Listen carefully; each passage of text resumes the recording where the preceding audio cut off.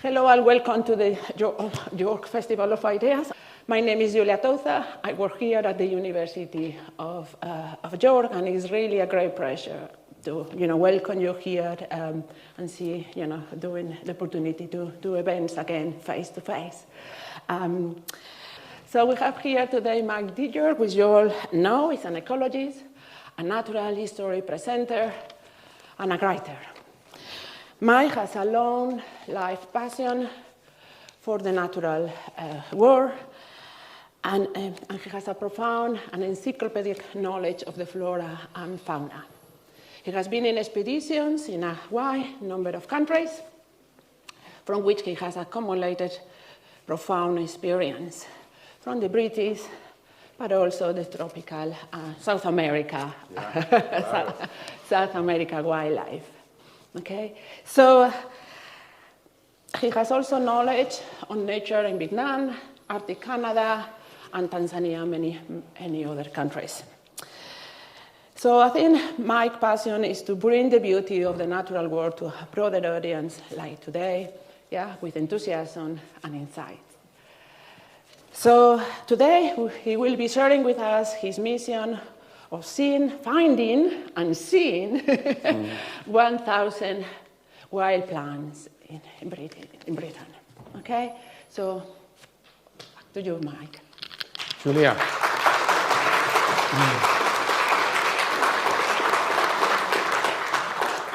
Muchas gracias, Julia. We were speaking Spanish outside. I couldn't resist it. First and foremost, thank you for giving up part of your Saturday morning to come and hear me speak. It's so flippin' lovely outside. You should be flower spotting rather than listen to me talking about my flower spotting. Also, as well, I hear there's a talk going on about cricket upstairs. And I was like, can I go to that? Flowers and cricket are two of my favourite things. Anyway, thank you for choosing here rather than the sunshine, and cricket, botany rather than cricket. And also, can I say, it's brilliant to see some small people here as well. I mean, to use that famous phrase, all of us are important, but some are more important than others. You know exactly what you mean. They are the next generation of people who are looking at wildlife and hopefully doing a better job of looking after this planet than most of us in this room have. So great to see some kids getting up this morning. Thank you for coming. For those who don't know me, frankly, you're a disgrace. I've done something like 450 films on the One Show. Does everyone know the One Show? Yes. One da da da da da, one da da da da da, one da da da da da. One syllable, 3 letters. A terrible theme tune. It's been going for 15 years, and I've been on it for 14 of those years. I didn't do that first year. I've done something like 450 films on that show. Did everyone say they know it? Is there anyone who's not seen it? Because you have these people removed immediately from the building, Julie. You're a disgrace. No, you're probably outside doing something much more interesting. All my influential friends, if I do a bit on Radio 4, they always hear me on Radio 4, but they never watch me on television. Far too crass a media. Anyway, so I suppose I've kind of best become known for working on the One Show, talking about everything from bumblebees this size to basking sharks the size of this stage. For those of you that haven't seen the programme, and a few hands did go up, I'm going to show you what we call a show reel or a taster tape to visually just portray some of the things that I've done over the years on the One Show before we start talking about COVID for a brief period of time, and then flowers for the rest of the talk. So this is me messing around on the One Show. Look at that! Oh my word! You're never going to believe this. We've just spotted killer whales off the front of the boat. Right at the bottom of the weir, we've got an otter.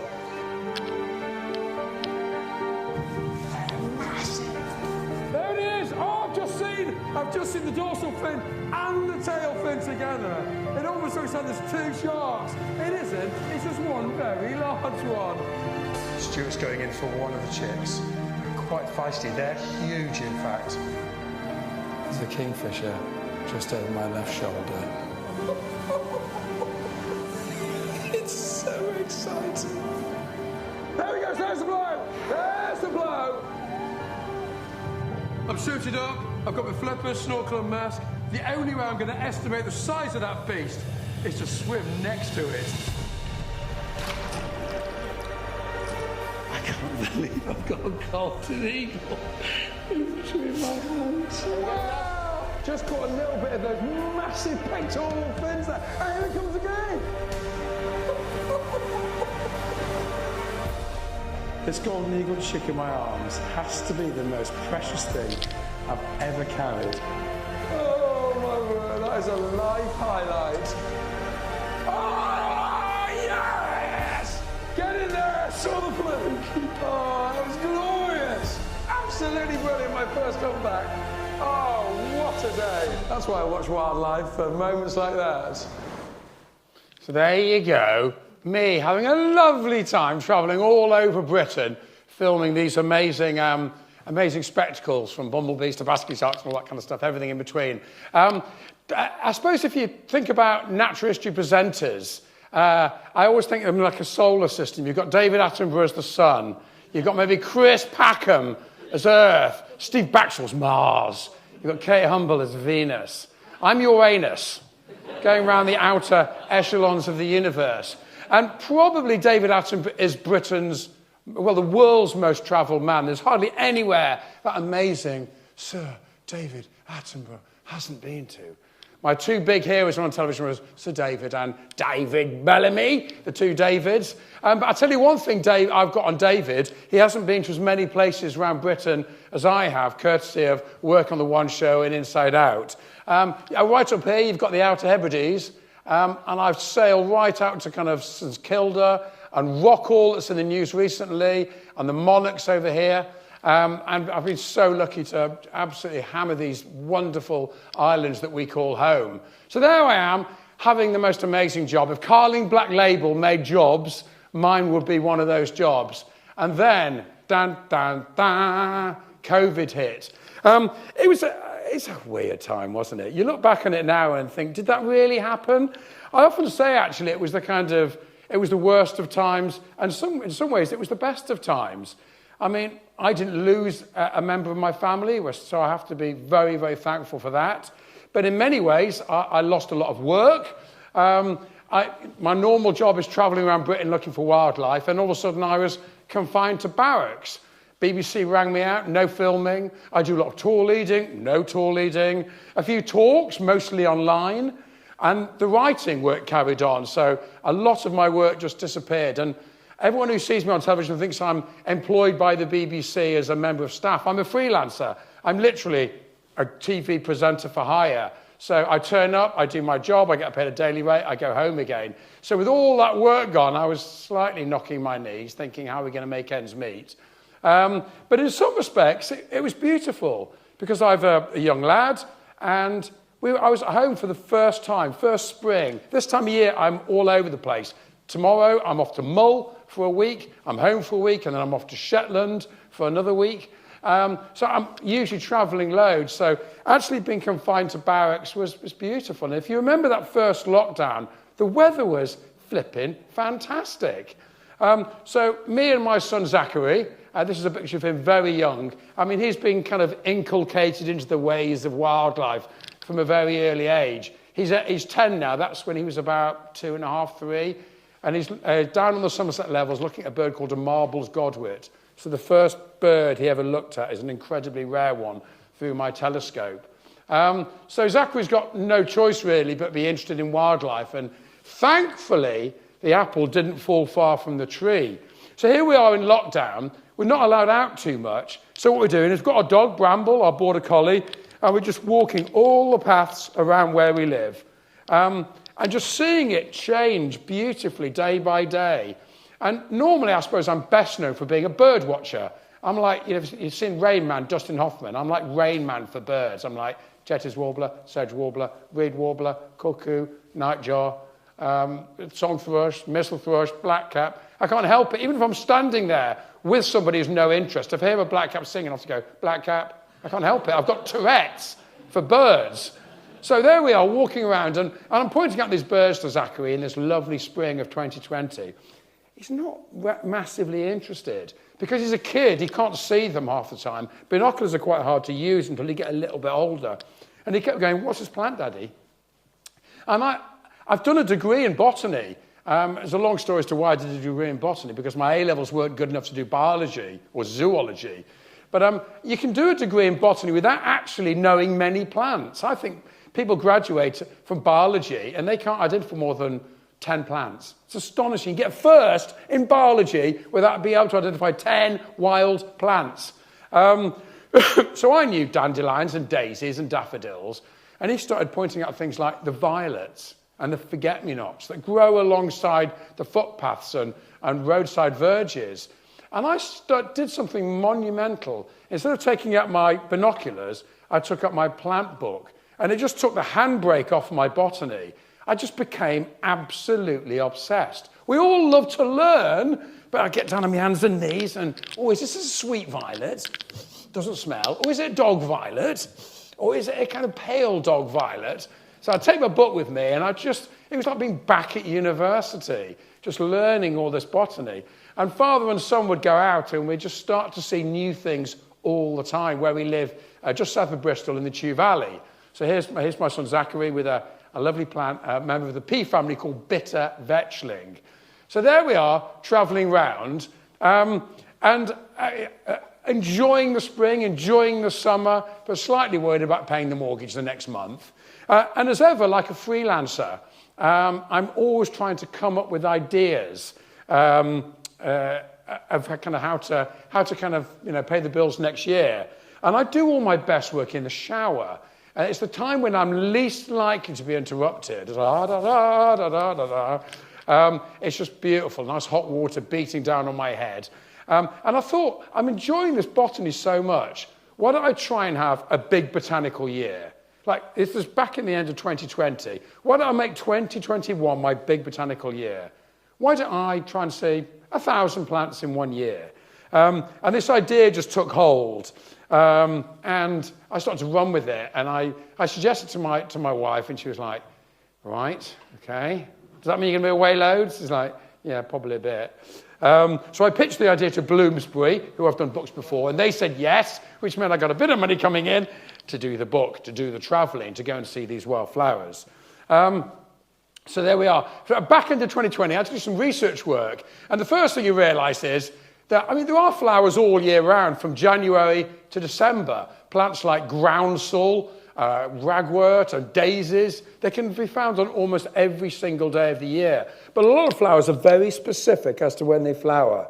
So, for example, the first week and a half of June, or the last part of May, something like that. So I had to be kind of really strategic about trying to work out what I did where. And this is my Google diary. So what I've got here, I've got, the Lizard Peninsula in Cornwall, then I'm going to Norfolk and Breckland, then I'm going up to Teesdale, just up the road, then I'm going to the Highlands of Scotland, come home for a few days, remind my wife and son who I am, and then go to South Gloucestershire, and more time in Gloucestershire, and then go to Anglesey, North Wales, back to Scotland. So I absolutely had to pack in those really wonderful habitats. Because I realised fairly early on, if you want to see lots of plants, you have to be really busy in April, May, June, and July. And you have to put in as many different habitats as possible. Because lots of plants are very specific. You've got your woodland plants, you've got your heathland plants, you've got your Arctic alpine plants, plants that only exist on sand dunes, on coast, whatever. And I really wanted to try and sample as many different habitats and different wildflowers in this beautiful set of islands that we call home. That's a very, very small collection of my plant books. One of the things I was most worried about, two things I was worried about when I took on this project, is finding them and identifying them. I was really worried about identifying them. Because there I am kind of learning about a few of the violets and forget-me-nots, but then identifying the sedges and the grasses, some of the trees, I really was worried. So I spent every night staying up, trying to learn how to identify all these difficult groups, and also try and find out where they were. Because I wanted to kind of see lots of them with people, with friends, and sometimes with experts who'd say, walk me there and go, there it is, Mike. You can't write a book about someone following someone and just pointing to a flower. So I wanted to find lots myself, but also I did need some help. So that was really important. And also, I am a family man. I have a wife, a dog, and a son. A wife, a son, and a dog, really. That should be the right order. We formed, I live in the village of Chewstoke. We are the Chewstoke Botanical Group. My wife runs her own little gardening business, so she goes to lots of gardens in the Chew Valley and maintains herbaceous borders, prunes wisteria, does all that kind of stuff. So she's an amazing botanist, really. She's a good horticulturalist. And actually, a lot of the plants that I identified during the year are garden escapes. I wasn't just identifying British native wildflowers, but our flora now is multicultural. There are plants from North America, the Mediterranean, Africa, Asia, from all over the world. Our flora is a kind of multicultural representation of who we are as a society, Britain, really. For example, Bristol's amazing. You get out to the docks in Bristol, and of course, Bristol's famous for infamous from its slave trading. And you can find plants there that came from the Mediterranean, came from Africa, might even have come over with the slaves. Cities and urban botany is really fascinating. And I realised I might not even be the best botanist in my house, because Christina's knowledge of garden plants and garden escapes was better than mine. Zachary's eyesight is better than mine. I'm in my early 50s, I'm Mr. Magoo these days. Can't see anything without my glasses on. And Bramble was also really helpful as well, because he would encourage us to go out in the first place and find stuff. And he also had the most remarkable propensity for going to a nature reserve, finding the rarest flower and weeing on it. So it was a great company. And also as well, taking a dog out is always good fun at these reserves. So I'll talk quickly about 12 flowers. If I was here talking about every single one of the 1,000, I may well run beyond the end of the festival, which runs for another week. I might still be here when term starts in October. So I thought, well, I'll talk about 12 plants in the book. 12 of the most interesting, weirdest, with good stories behind, rarest. The trouble with coltsfoot. I need coltsfoot, actually, because its Latin name, or scientific name, is Tussilago farfara.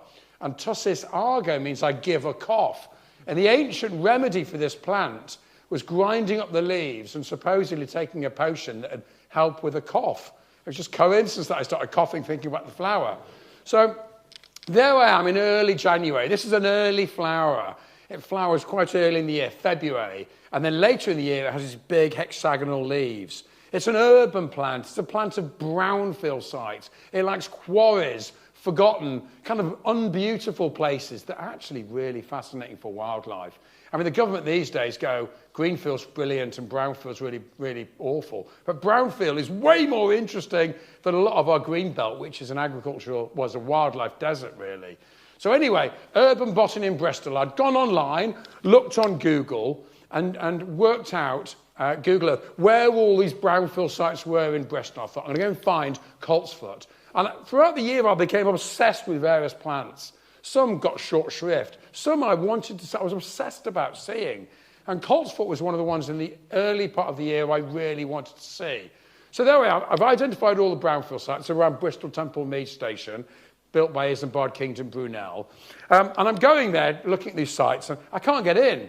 All these sites have got fences round, cameras, surveillance, 24 hours surveillance. You can't come in. I don't know why these places have been locked off for months, years, decades, and buildings have been knocked down, buildings are derelict, and for some reason they were all out of bounds to people like me, urban botanists. I don't know why. Maybe they thought I'd harm myself there and sue them. Maybe I'd be a squatter and set up home there. I don't know what the reasons are why they keep us out of these brownfield sites. So I'm ticking off all these places, so I can't get in there, can't get in there. And eventually I find this place around the back of Bristol Temple Mead Station. And it's about the size of a football pitch. It's huge. Big blue fencing all the way around. You can't see in. So I walk around, and the gate is massive. It's completely open. And I look inside. There's no signs saying keep out. There's no fence. There's no cameras. There's no you will be arrested and shot if you walk in. And I look in, and I see down the far end, there's a couple of diggers, no one there, and a couple of guys in high-vis jackets, about 70, 80 metres away. So I think, it's fine, I'm going to go in. So I walk in, and straight away I find the plant. I'm like, hey, I've got it, I found the plant. Get down. I just get my camera out to take a picture.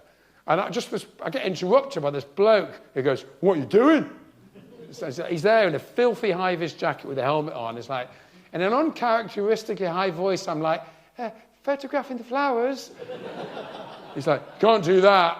And then I just like take my breath and think, well, why can't I? There's no sign saying I can't come in. I'm just photographing the flowers. I'll be 10 or 15 minutes, have a look, I'll leave. It's like, you got to leave now. And I'm like, I was just like, my jaw juts out. Just like, why can't, I'm looking at the flowers, I'll be 10 or 15 minutes, and then I'll leave. You got to leave now. It's dangerous. What do you mean it's dangerous? What are you talking about? There's a digger down there, no one on it. It's like a car park. He goes up, why don't you ring your boss and I'm going to stay here and photograph these flowers. I'm going to do what I'm going to do. So I get down there, he goes like, anyway, you're in trouble now. Gets his phone, and I can hear him talking to Mr. Big down the phone. And I'm photographing this plant, and hands are slightly shaking, which is not great for macro photography, and why this picture's not particularly good. And I hear the voice on the event goes like, I'm coming down now. And this bloke comes through the door, and he's like a wardrobe. He's walking towards me like this. And he said, what are you doing? He goes, I'm looking at flowers. You've got to leave now. And they kind of frog marched me out the site. And then I spoke to my father-in-law later on, who's a civil engineer. And he said, if they touch your equipment, it'd be vandalism. If they touch you, it's assault. And you should have said to them, ring the police. You have no powers to throw me out. To which I said in that really high-pitched voice to my father-in-law, they were really rather large. So anyway, botany, everyone thinks it's like skipping gaily through the meadow, identifying flowers.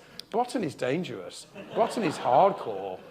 I mean, in terms of another plant that's dangerous. So there I am. It's still 2021. We're going through the third iteration, I think, of lockdown. And I get a chance to do a bit of television work. The One Show's, I've got a tiny bit of work on the One Show. And the Gadget Show, if anyone's seen the Gadget Show on Channel 5, they're making this programme, and they're all about wildlife gadgets and camera traps and the latest binoculars that take pictures and all these cool things. And they want me to come to Birmingham to look through these with COVID protocols and masks on and all that stuff. And I get this special dispensation letter to travel. So I live in Bristol, there's Birmingham, and I work out if I do a big banana via just a little part of Wales, then I can go and see another plant that I really want to see, Early Star of Bethlehem. Now this plant is astonishingly rare. I've never seen it before, and it's one of the plants, looking through my flower book, that I became obsessed with trying to see. It's only in one place in Britain, this place here called Stanner Rocks, just about 100 metres over the border in Wales. Now, I was slightly worried about going to see this, so I got a letter saying I can travel, but also I was well aware of the fact I was crossing the border into Wales, where the rules and regs around COVID are slightly different. I mean, I'd heard that a few people were arrested from England going into Wales for a jolly during COVID because the rules were different. So I was slightly worried about being nobbled, but I thought, well, I'm not going to see 1,000 plants if I'm risk averse or super cautious. So I decided to go for it. I got there, parked up, and first you should know about Early Star of Bethlehem is it grows on really steep cliffs. So cliffs like this. I mean, it's a plant that grows, sprouts out of cliffs. Also, as well, to make things even more difficult, only 1 in 1,000 plants ever produce a flower. So mostly it's just like green, tufty sprouts. And at that stage, I'm thinking, I can't really call myself a botanist. I know a daisy and a daffodil, but I'm struggling to identify these things. So I thought, if I don't see the flower, how will I even know I've potentially seen it? Could go all that way and not be able to seal the deal. So there I am, walking, kind of half climbing up this cliff, can't find it, come down to the quarry floor, and then try the other side.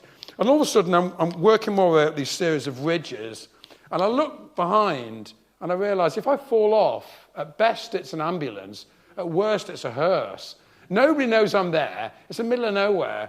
I'm not as young as I used to be, and I'm kind of slightly like this, looking over my shoulder.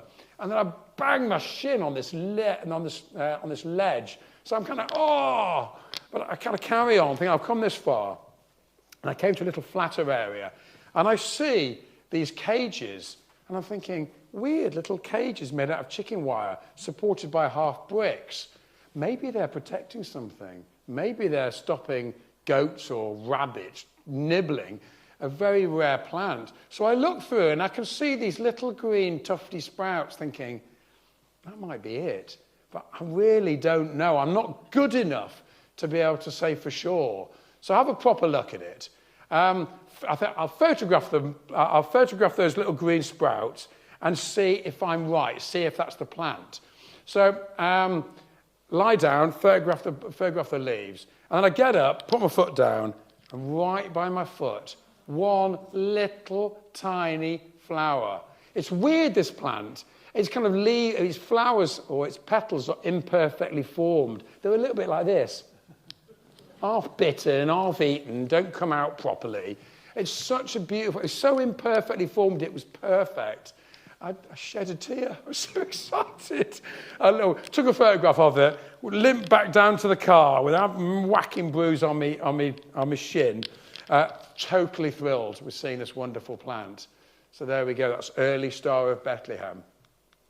Really important that I want to see lots of the plants with my family. I mean, out of 1,000, my family probably saw half of them with me because I saw lots locally. I wanted to make it quite carbon neutral wherever possible. So I'd see lots locally, rinse all the great botanical sites like the Avon Gorge and the Mendip Hills and the Somerset Levels close by. But also as well, I'd do all these trips and try and tack it onto my work. So I was trying to cut down my carbon consumption. And just up the road in M5, pasque flower, Pulsatilla vulgaris. There's nothing vulgar about this plant. It's absolutely beautiful. It's found on limestone, really thin south-facing soils on a few reserves in the Chilterns and Gloucestershire. Such a beautiful plant. That was species 119. So there I am, going out with my son. We drive up the M5, not far away. We get to this reserve. It's a beautiful day. Lovely scudding clouds. There's nobody there. That's the thing about botany. You go to a bird reserve, there are birders all over the place. Minsmere, Titchwell, the Somerset Levels, lots of places around Yorkshire as well. Fairbairn, for example, I've been to. Loads of birders there. But there we are, at the best time of the year for pasque flower, nobody there. So me and my son take a packed lunch, find the plants, Zachary photographs them, we're running around, look at that lockdown hair, that's amazing. Running around this meadow, having the most amazing time, have a picnic, lying there, the skylarks singing over our head, there are pasque flowers alongside us. And do you know how much we spent for that day? Nothing. Not a single penny. All right, maybe 6 or 7 quid fuel. We made a packed lunch for ourselves. Looking at wildflowers, going to the nature reserves is credit crunch busting. It's amazing. You can go to these places and no reserves. There's virtually not a reserve in the country that charges you to get in. It's amazing. So there we are, father and son having the best time. And I've worked out when you've got a boy, if you want to kind of, get him to sleep in the evening so you can get downstairs, open the fridge, get the wine out, the best way is just let them run around like crazy, kind of feel the sun on their face, the wind in their hair, and have an amazing time. I mean, he doesn't have to he's not going on rides. He's not kind of trying to rinse you for 20 quid coming out of the souvenir shop on the way out. It's amazing looking at wildlife. I'm more obsessed than ever. Messing around in the Mendips.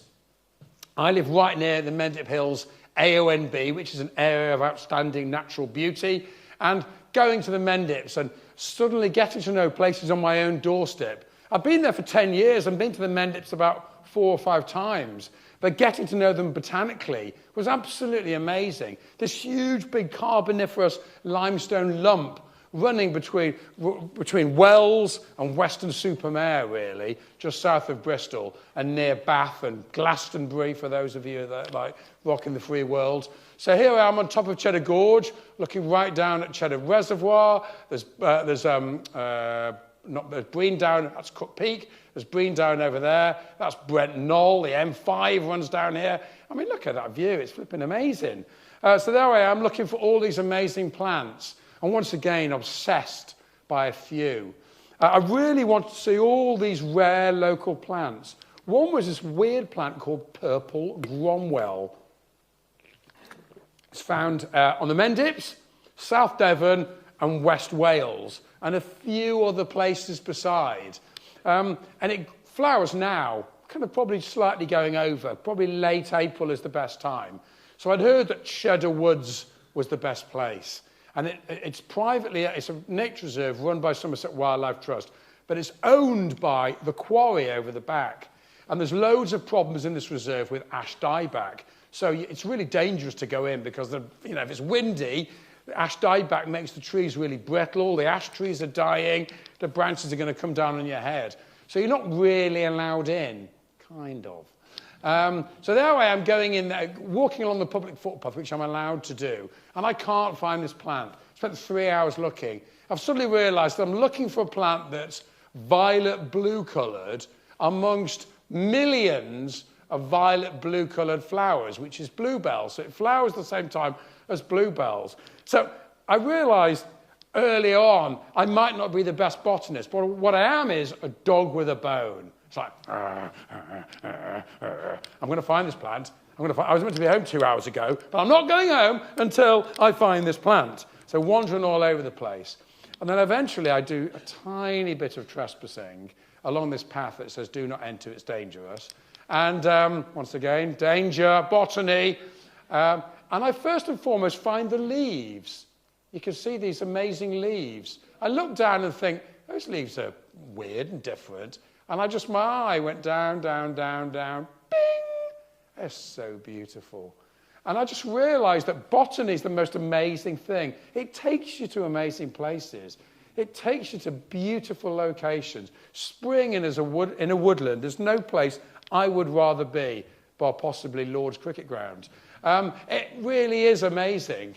And birds were singing. There's willow warbler over there. There's blackcap, full of bluebells. There's no sign of the outside world. It's just amazing. And I'm right down by this wonderful plant, species 150. Well, in fact, I have to speed up a little bit. Obviously, I had to do a lot with my family. This is us down the Lizard Peninsula. So for those of you that like to try and fit your wildflower spotting into term times, half term at the end of May is the best time that's just gone to do your botany. So I said to my wife, why don't we go down to Cornwall for half term?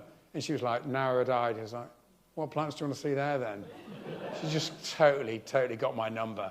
I was like, the Lizard Peninsula, we could do some flower spotting and we can go on the beach and we can do some wild walks and lots of nice tea and coffee shops with lots of cake. So persuaded my family to go down and stay in a caravan. It was just amazing. The weather, once again, we were really lucky.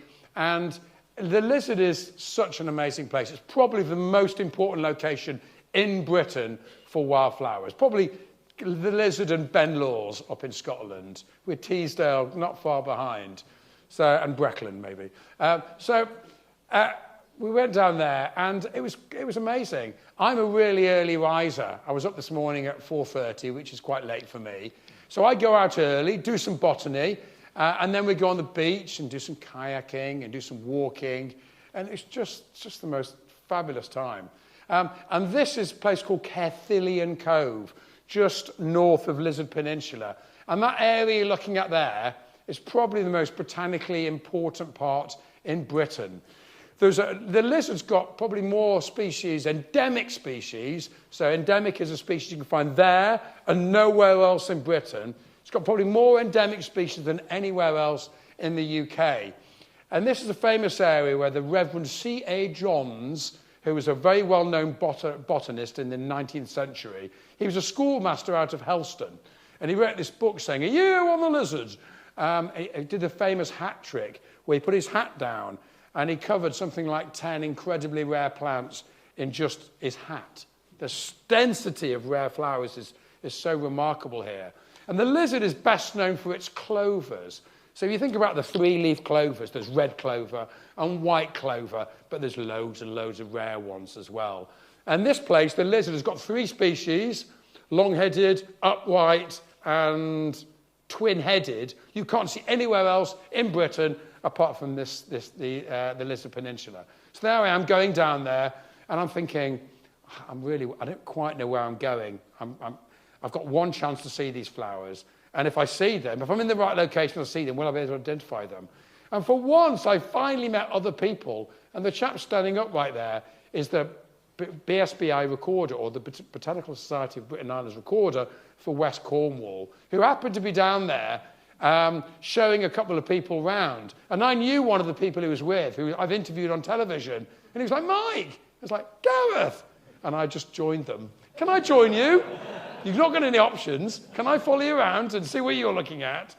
And so Gareth took me around. Ian took me around the recorder and showed me these plants. Oh, look at that. Long-headed clover. That is so impossibly rare. I basically ended up with housemate's knee. I did so much kneeling, looking at them. You've got to really get down low and enjoy these plants to see them at their best. Such a beautiful plant. And so Ian took me around and showed me these rare plants.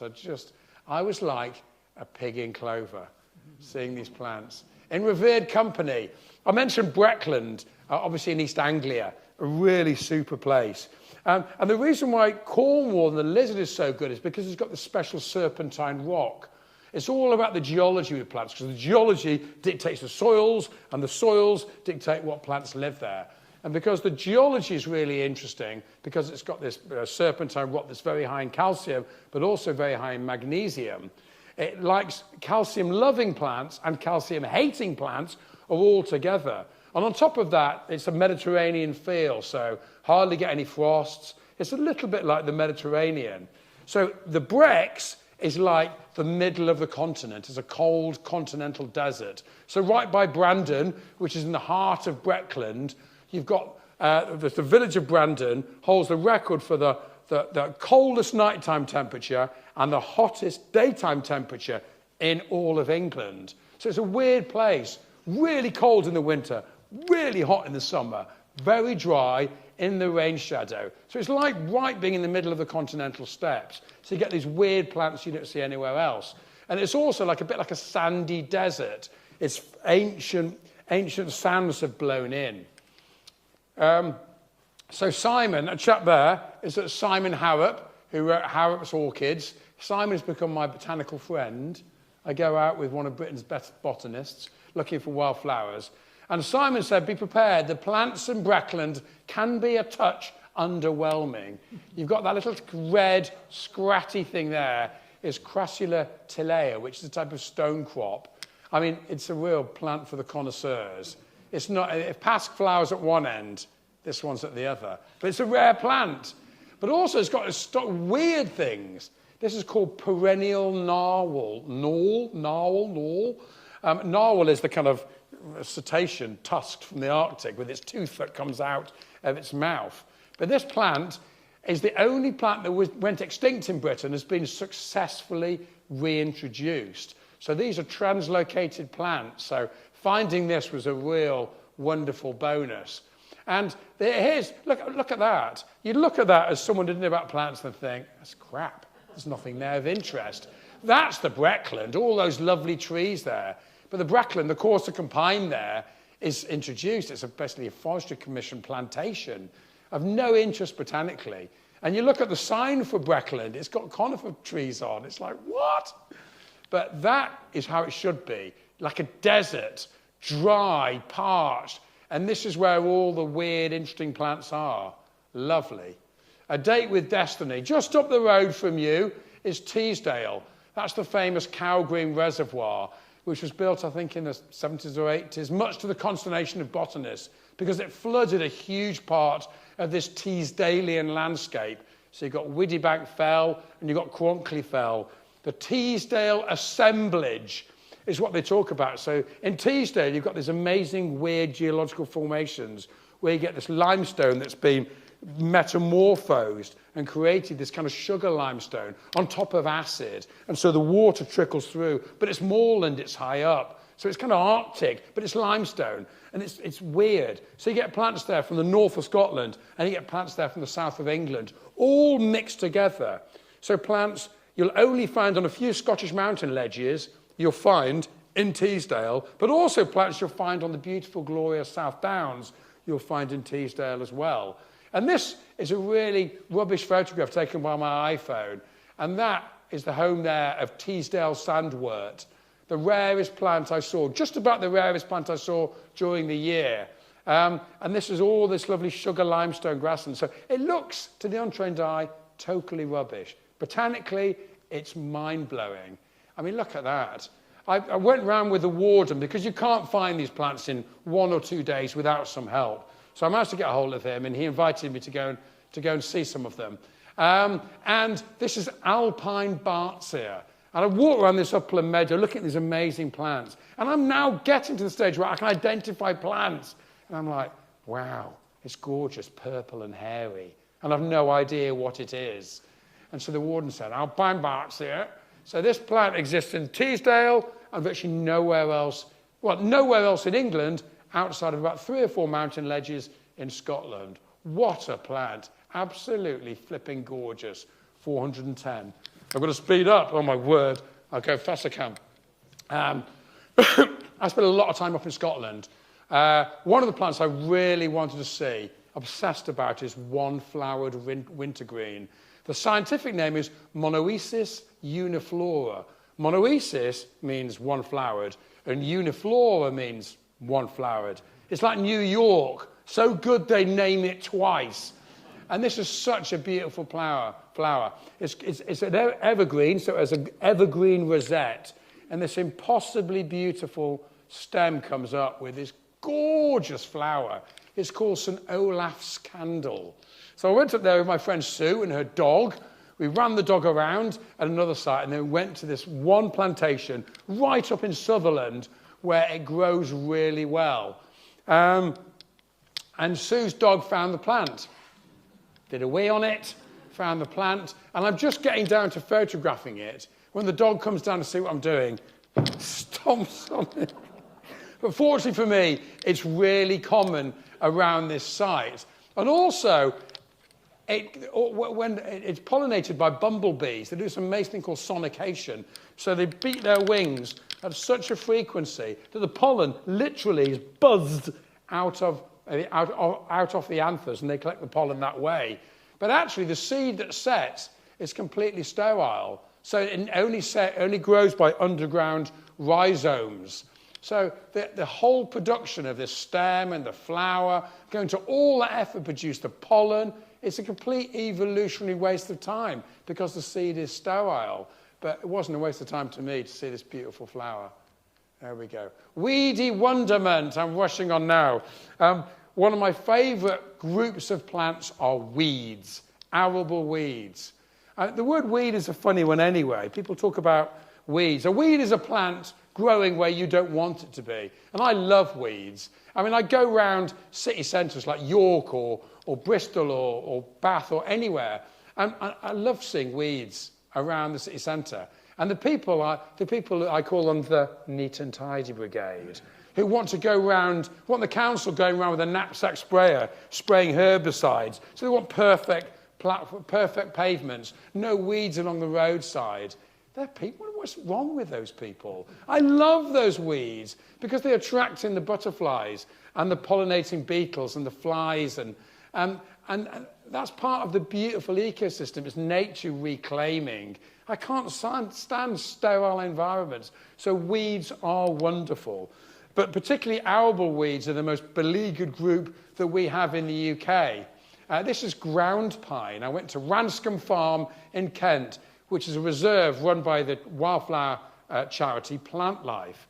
And this is one of the rarest plants in Britain. Again, it's amazing. It's like a little pine tree. And when you get down your hands and knees and smell it, it smells like a little pine seedling as well.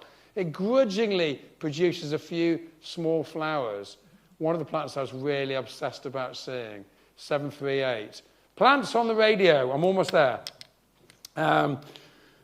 As I said, being a freelancer, I'm always looking to try and kind of do other work as well. And I've done a bit of work on Radio 4, and I approached one of the Radio 4 producers on the series Costing the Earth. And so could I make a Radio 4 programme about going to see all these rare flowers, and particularly Arctic alpine plants, which are really interesting. Plants that are on the move, because we all talk about climate change. And these are the canaries in the coal mine, the Arctic alpine plants. Because as our climate ameliorates, these plants are really struggling. They like it cold, they like it hard, they like it raining, snowy, frosts, snow-lying lakes. What they can't cope with is mild conditions. Because what happens is the other plants creep up the mountainsides and outcompete them. They can cope with hard conditions. They're as tough as old boots, but they can't cope with competition. So these plants are kind of climbing up the mountainside. They've got nowhere to go. So climate change might mean that we lose our Arctic alpine plants that live right on top of the mountains. So I said, let's make a program about climate change and these Arctic alpine plants. So I persuaded my friend Barbara Jones, who's a PhD in botany, and also as well works for Countryside Council for Wales. She's an expert on Snowdonia lily and Snowdonia. And I persuaded her to come up and find this rare plant called Norwegian mugwort.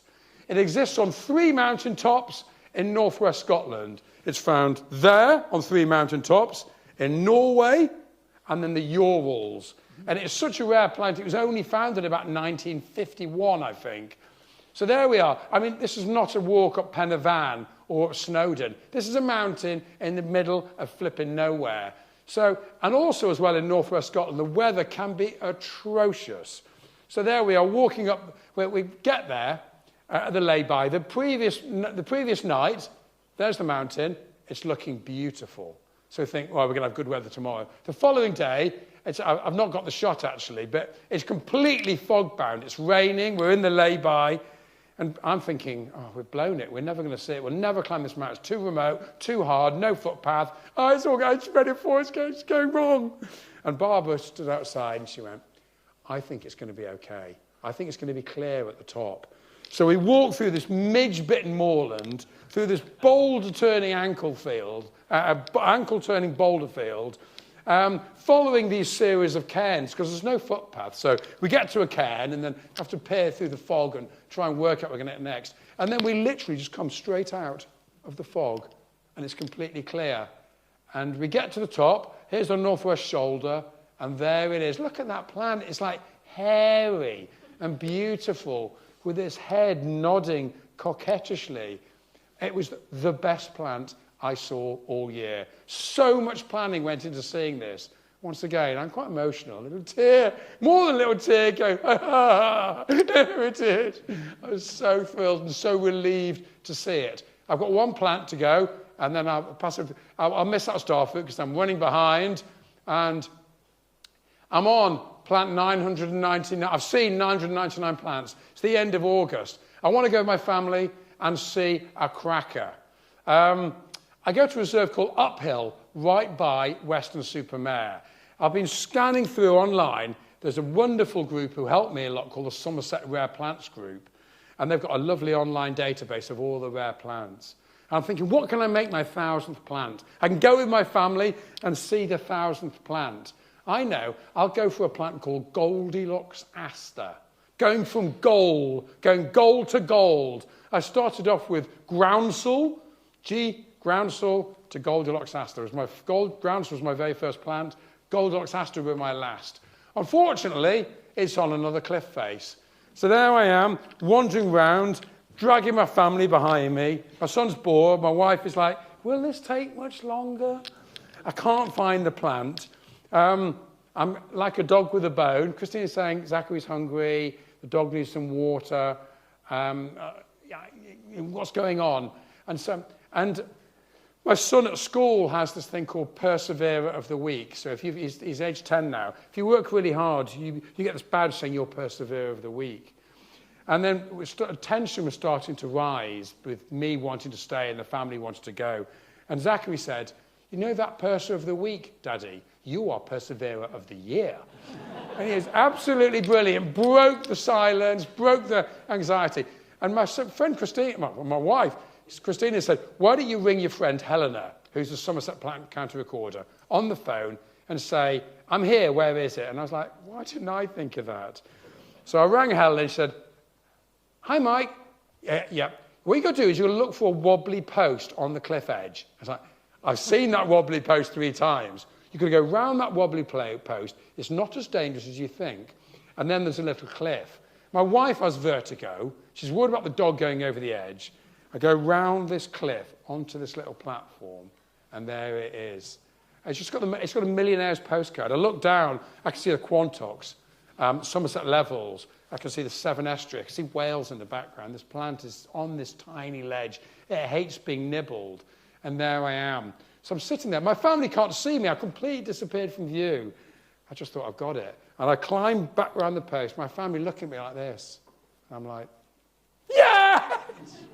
So I did see 1,000 plants. And I managed to persuade my son to come round and see the plant. So there we go. I've slightly overrun, so hopefully there's time for questions.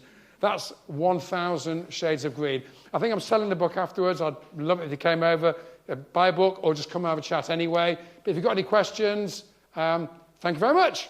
And there's a couple of guys with mics.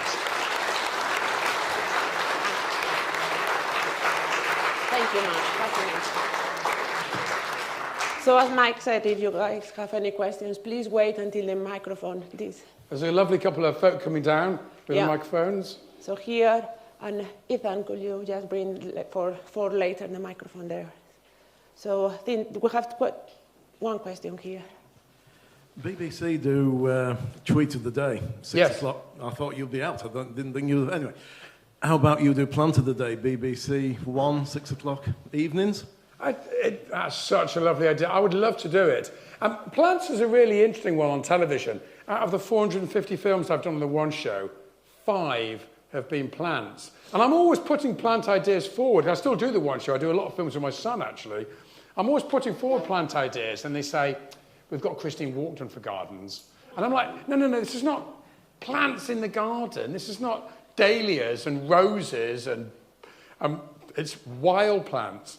And they just don't get it. So gardens at Monty Don, everyone loves Monty Don. Gardens are really interesting. Cultivated flowers are fascinating. Chelsea Flower Show is just about to be on, or has been on. I think it's just been on, hasn't it? And then, all these flower festivals. And we are a nation of gardeners, but we're not really a nation of botanists. So I can never persuade the powers that be to actually be really interested in wildflowers. But I love your idea, actually, tweet of the day, plant of the day. I shall have to take that, and I shall give you due credit when they say no, we don't want it. But it's a great idea. Thank you very much. I find it eternally frustrating. I suppose it's kind of like birds are cool, mammals do interesting stuff, whereas plants just sit there looking beautiful. Completely the opposite of me. So you have to kind of run around, but they're just amazing because they tell you so much about the landscape. I can look at a plant, for example, and I can tell you about what soil it grows on, whether that plant has been cultivated, how long it's been in a nature reserve. I mean, they just tell you so much about the landscape. And to me, the beauty and the shame of the whole year was, I go to these amazing places, the best time of year, and there'd be no one there. No one there enjoying the flowers.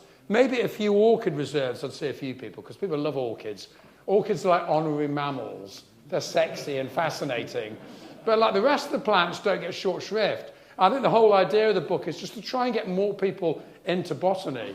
Because I've become a better birder and a better mammologist by knowing my plants. I mean, I know plenty of people who are amazing birders, but they don't know any plants at all. And if you want to become a naturalist, learn your wildflowers, learn your plants, because that is what makes you a better botanist. Because plants are the bed and breakfast to the nation's fauna in many ways. But I love your idea. I'll take your name and I'll give you credit as and when it comes up. Thank you. I think we have a question there, and then 2 questions here. The lady just behind, I think 3 or 4 rows. Yeah, exactly. Is this? Is this? Yes, please. Go ahead. Sorry. Oh, hello. Hello. It's a really great talk. Thank you.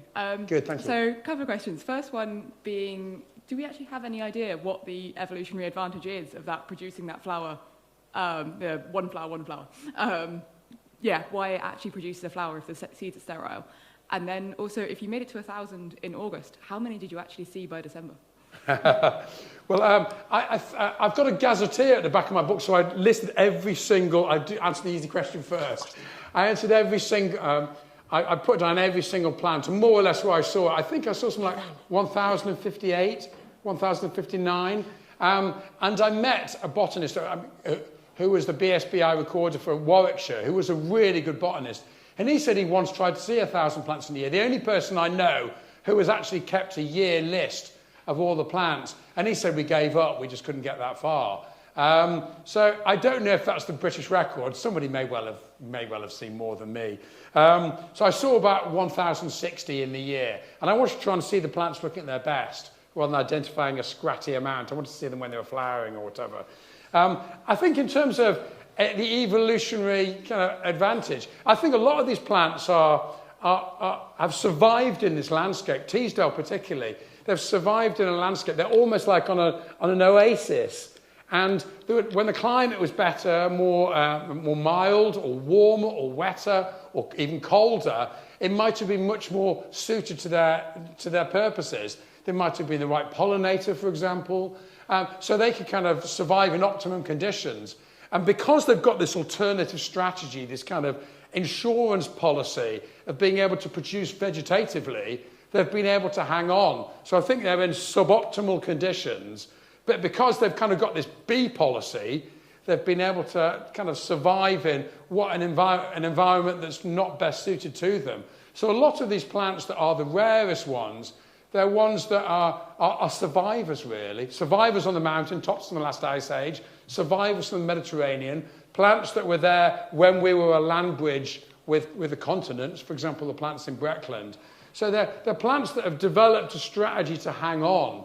And what's really sad is the fact that through habitat fragmentation and habitat degradation, we're losing these plants. And also climate change. And the other big threat is nitrogen deposition. A lot of these plants are being fertilised. Most of our rarest plants cannot cope with fertiliser. Because you put fertiliser on, all of a sudden nitrogen, phosphorus, potassium, all the thugs come in, cow parsley, hogweed, nettles, cleavers. They all of a sudden go straight in and they take over and they drown out. These are plants that are really thirsty and hungry, need lots of water, need lots of minerals. So they just take over. So a lot of these plants are being fertilised by tractors, by our cars. They're dropping nitrites, nitrates. So fertilising the countryside via all the nitrogen that we pump out into the environment is a massive problem. So I think these strategies are really fascinating, how they kind of survive and use these clever little ways of kind of hanging in there. And I just hope they hang in there for the next generation, really. Mike, we have one more question. Yes, and then I think we have certainly, Julia. Yeah. Oh. I was just wondering about how, in terms of kind of the right to roam policies that are in place at the moment in the UK, do you think that kind of inhibits kind of people's ability to actually go and see things like this? For example, like kind of getting to a nature reserve from York is very difficult unless you have a car or you can cycle for a long distance. Yeah.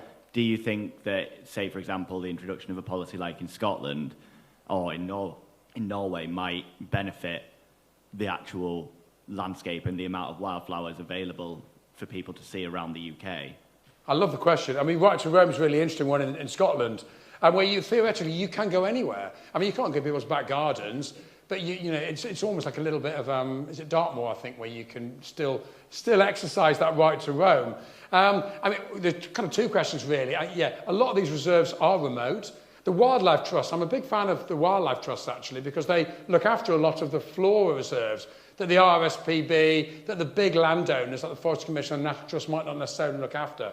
Quite often flora reserves are quite small, so the Wildlife Trust do a good job. But I mean, in terms of trespassing, I mean, there's a very good book written by, I can't remember the name, called Trespass. And he points out the fact, the author, that there's large parts of Britain, particularly England, that are completely out of bounds to us.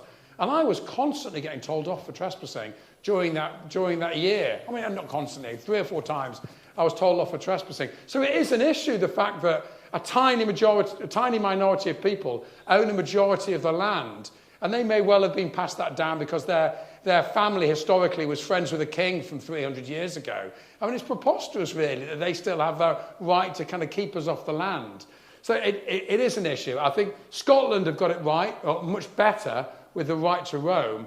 But I think what's really brilliant in Britain is that the footpath system is incredibly good, is really effective. And even on land that's private, you can still get to most places with the public footpaths. I'm a massive advocate of using those public footpaths because some of the landowners will try to close them down. They'll try to not repair stiles or fences or just put a barbed wire in the way and just see if anyone minds. We have to keep taking wire cutters with us and keep making sure that those rights of way are enshrined in law because they are important. So it is frustrating that certain areas are out of bounds, but there is still a lot to enjoy. But yeah, it's a very valid point you make, and it's frustrating that there are lots of the best places that we just do not have access to. I think we have to leave it for today. Thank you, Thank Matt. you, Julia. Thank you so very much.